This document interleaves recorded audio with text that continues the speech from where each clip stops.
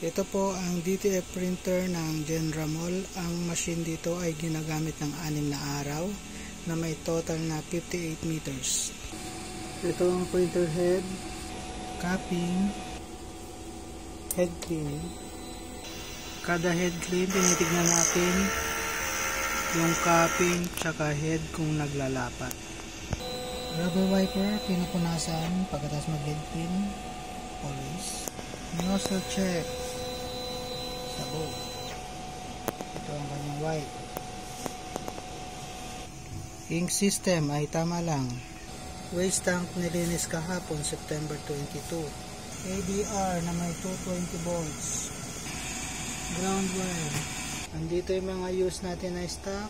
Dito naman sa taas yung mga unused ink, cleaning solution, tsaka powder. Dito naman sa baba yung mga DTF film natin. Ang stock natin ay tama lang.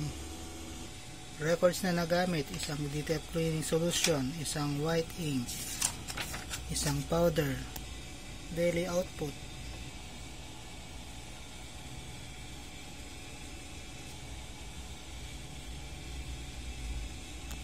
Daily checklist maintenance. Yun lang po, salamat.